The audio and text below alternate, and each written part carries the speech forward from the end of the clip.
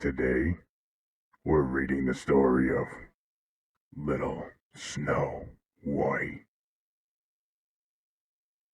Once upon a time, in the middle of winter, when the flakes of snow were falling like feathers from the clouds, a queen sat at her palace window, which had an ebony black frame, stitching her husband's shirt. While she was thus engaged in looking out at the snow, she pricked her finger, and 3 drops of blood fell upon the snow. Now the red looked so well upon the white that she thought to herself, "Oh, that I had a child as white as this snow, as red as this blood, and as black as the wood of this frame." Soon afterwards a little daughter came to her, who was white as snow, and with cheeks as red as blood, and with hair as black as ebony.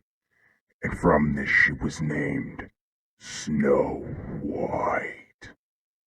And at the same time, her mother died. About a year afterwards, the king married another wife who was very beautiful, but so proud and haughty that she could not bear anyone to be better looking than herself. She owned a wonderful mirror, and when she stepped before it and said, "Mirror, mirror on the wall, who is the fairest of us all?" it replied, "The queen is the fairest of the day." Then she was pleased, for she knew that the mirror spoke truly. Little Snow White, however, grew up and became prettier and prettier, and when she was 7 years old she was as fair as the noonday and more beautiful than the queen herself. When the queen now asked her mirror, "Mirror, mirror on the wall, who is the fairest of us all?" it replied, "The queen was the fairest yesterday. Snow White is the fairest now, they say." This answer so angered the queen that she became quite yellow with envy. From that hour, whenever she saw Snow White, her heart was hardened against her, and she hated the little girl. Her envy and jealousy increased so that she had no rest day or night, and she said to the huntsman, "Take the child away into the forest. It will never look upon her again. You must kill her and bring me her heart and tongue for a token." The huntsman listened and took the maiden away, but when he drew out his knife to kill her, she began to cry, saying, "Ah, dear huntsman, give me my life. I will run into the wild forest and never come home again." This speech softened the hunter's heart, and her beauty so touched him that he had pity on her, and said, "Well, run away then, poor child." But he thought to himself, "The wild beasts will soon devour you." Still he felt as if a stone had been lifted from his heart, because her death was not by his hand. Just at that moment, a young boar came roaring along to the spot, and as soon as he clapped eyes upon it, the huntsman caught it, and killing it, took its tongue and heart and carried them to the queen for a token of his deed. But now poor little Snow White was left motherless and alone, and overcome with grief, she was bewildered at the sight of so many trees, and knew not which way to turn. She ran till her feet refused to go farther, and as it was getting dark, and she saw a little house near, she entered in it to rest. In this cottage, everything was very small, but very neat and elegant. In the middle stood a little table with a white cloth over it, and several little plates upon it, each plate having a spoon and a knife and a fork, and there were also 7 little mugs. Against the wall there were 7 little beds arranged in a row, each covered with snow white sheets. Little Snow White, being both hungry and thirsty, ate a little morsel of porridge out of each plate, and drank a drop or 2 of wine out of each mug, for she did not wish to take away the whole share of anyone. After that, because she was so tired, she laid herself down on one bed, but it did not suit. She tried another, but that was too long.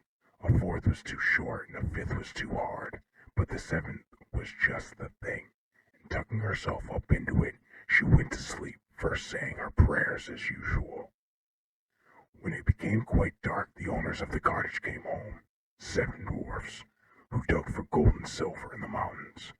They first lighted up 7 little lamps, and saw at once, for they lit up the whole room, that somebody had been in, for everything was not in the order in which they had left it. The first asked, "Who has been sitting on my chair?" The second asked, "Who has been eating off my plate?" The third said, "Who has been nibbling at my bread?" The fourth, "Who has been at my porridge?" The fifth, "Who has been meddling with my fork?" The sixth grumbled out, "Who has been cutting with my knife?" The seventh said, "Who has been drinking out of my mug?" Then the first, looking around, began again. "Who has been lying on my bed?" he asked, for he saw that the sheets were tumbled. At these words the others came, and looking at their beds cried out too, "Someone has been lying in our beds." But the 7th little man, running up to his, saw Snow White sleeping in it. So he called his companions, who shouted with wonder and held up their 7 lamps so that the light fell upon the little girl. "Oh heavens," said they, "what a beauty she is!" And they were so much delighted that they would not awaken her, but left her to sleep. And the 7th dwarf, in whose bed she was, slept with each of his fellows 1 hour, and so passed the night. As soon as morning dawned, Snow White awoke, and was quite frightened when she saw 7 little men, but they were very friendly, and asked her what she was called. "My name is Snow White," was her reply. "Why have you come into our cottage?" they asked. Then she told them how her stepmother would have killed her, but the huntsman had spared her life, and now she had wandered about the whole day, until at last she had found their house. When her tale was finished, the dwarf said, "Will you look after our household, be our cook, make the beds, wash, sew, and knit for us, and keep everything in neat order? If so, we will keep you here, and you shall want for nothing." And Snow White answered, "Yes, with all my heart and will." And so she remained with them, and kept their house in order. In the morning the dwarfs went into the mountains and searched for silver and gold, and in the evening they came home and found their meals ready for them. During the day the maiden was left alone, and therefore the good dwarfs warned her and said, "Be careful of your stepmother, who will soon know of your being here. So let nobody enter the cottage." The queen, meanwhile, supposing that she had been eating the heart and tongue of her stepdaughter, believed that she was now above all the most beautiful women in the world. One day she stepped before the mirror and said, "Mirror, mirror on the wall, who is the fairest of us all?" And it replied, "The queen was fairest yesterday, Snow White is fairest now, they say. The dwarfs protect her from thy sway, amid the forest far away." This reply surprised her, but she knew that the mirror spoke the truth. She knew therefore that the huntsman had deceived her, and that Snow White was still alive, so she dyed her face and clothed herself as a peddler woman, so that no one could recognize her, and in this disguise she went over the 7 hills to the house of the 7 dwarfs. She knocked at the door of the hut and called out, "Fine goods for sale, beautiful goods for sale."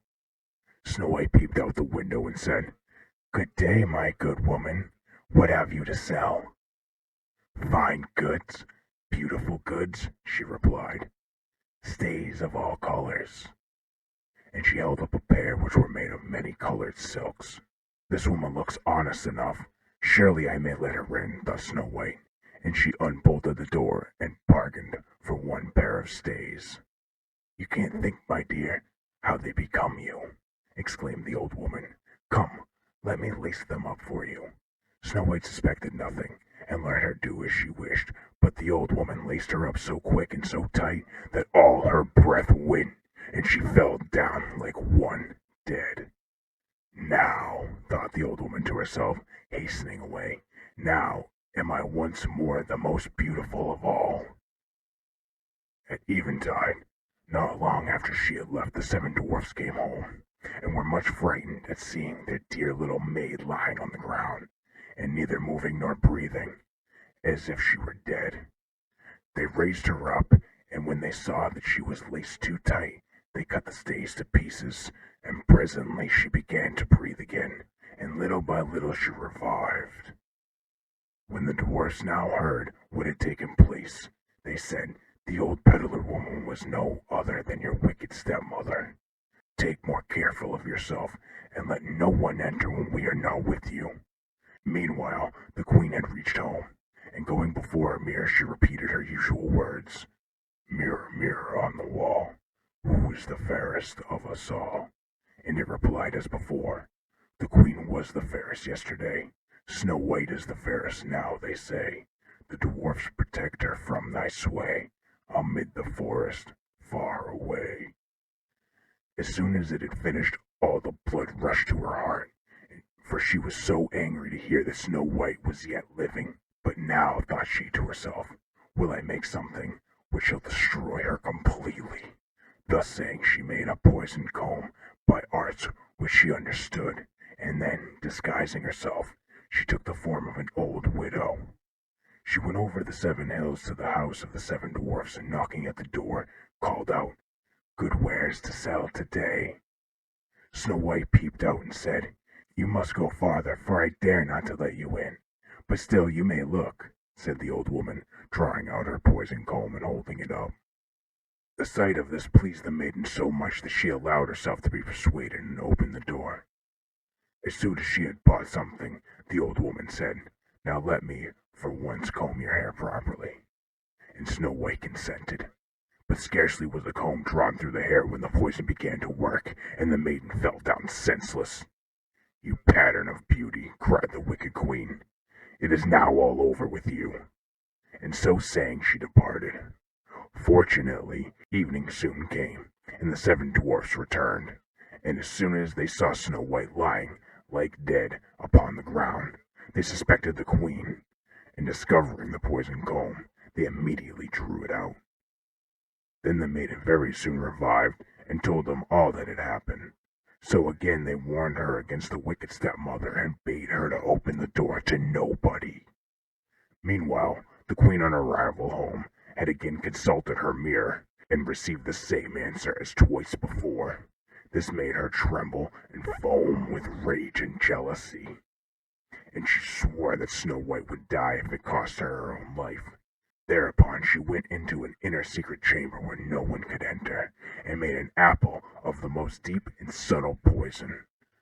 Outwardly it looked nice enough, and had rosy cheeks which would make the mouth of everyone who looked at it water, but whoever ate the smallest piece of it would surely die. As soon as the apple was ready, the queen again dyed her face and clothed herself like a peasant's wife, and then over the 7 mountains to the house of the 7 dwarfs she made her way. She knocked at the door, and Snow White stretched out her head and said, "I do not dare let anyone enter. The 7 dwarfs had forbid me." "That is hard on me," said the old woman, "for I must take back my apples, but there is one which I will give you." "No," answered Snow White. "No, I do not dare take it." "What, are you afraid of it?" cried the old woman. "There, see, I will cut the apple in halves. Do you eat the red cheeks? You eat the red cheeks, and I will eat the core." The apple was so artfully made that the red cheeks alone were poisoned. Snow White very much wished for the beautiful apple, and when she saw the woman eating the core she could no longer resist. Stretching out her hand, took the poisoned part. Scarcely had placed the piece in her mouth when she fell down dead upon the ground. Then the queen, looking at her with glittering eyes, exclaimed, "White as snow, red as blood, black as ebony. This time the dwarfs cannot reawaken you." When she reached home and consulted her mirror, "Mirror, mirror on the wall, who is the fairest of us all?" it answered, "The queen is the fairest of the day." Then her envious heart was at rest, as peaceful as an envious heart can rest. When the little dwarfs returned home in the evening, they found Snow White lying on the ground, and there appeared to be no life in her body. She seemed to be quite dead. They raised her up and tried if they could find anything poisonous. They unlaced her and even uncombed her hair, and washed it with water and with wine, but nothing availed. The dear child was really and and truly dead. Then they laid her upon a bier, and all 7 placed themselves around it, and wept for 3 days without ceasing. Then they prepared to bury her, but she still looked fresh and lifelike, and even her red cheeks had not deserted her. So they said to one another, "We cannot bury her in the black ground." Then they ordered a case to be made of glass. In this they could see the body on all sides, and the dwarfs wrote her name with golden letters upon the glass, saying that she was a king's daughter. Now they placed the glass case upon a ledge in a rock, and one of them always remained by it watching. Even the birds bewailed the loss of Snow White. First came an owl, then a raven, and last of all a dove. For a long time Snow White lay peacefully in her case, and changed not, but looked as if she were only asleep, for she was still white as snow, red as blood, and black-haired as ebony. By and by it happened that a king's son was traveling in the forest, and came to the dwarf's house to pass the night. He soon saw the glass case upon the rock, and the beautiful maiden lying within, and he read also the golden inscription. When he had examined it, he said to the dwarfs, "Let me have this case, and I will pay you what you like for it." But the dwarfs replied, "We will not sell it for all the gold in the world." "Then give it to me," said the prince, "for I cannot live without Snow White. I will honor and protect her for as long as I live." When the dwarfs saw that he was so much earnest, they pitied him, and at last gave him the case, and the prince ordered it to be carried away on the shoulders of his attendants. Presently it happened that they stumbled over a rut, and with the shock the piece of the poison apple which lay in Snow White's mouth fell out. Very soon she opened her eyes, and raising the lid of the glass case she rose up and asked, "Where am I?" Full of joy, the prince answered, "You are safe with me." And he told her what she had suffered, and now he would rather have her than any other for his wife, and he asked her to accompany him home to the castle of the king his father. Snow White consented, and when they arrived there, they were married, with great splendor and magnificence. Snow White's stepmother was also invited to the wedding, and when she was dressed in all her finery to go, she first stepped in front of her mirror and asked, "Mirror, mirror on the wall, who is the fairest of us all?" And it replied, "The queen was fairest yesterday, the prince's bride is now, they say."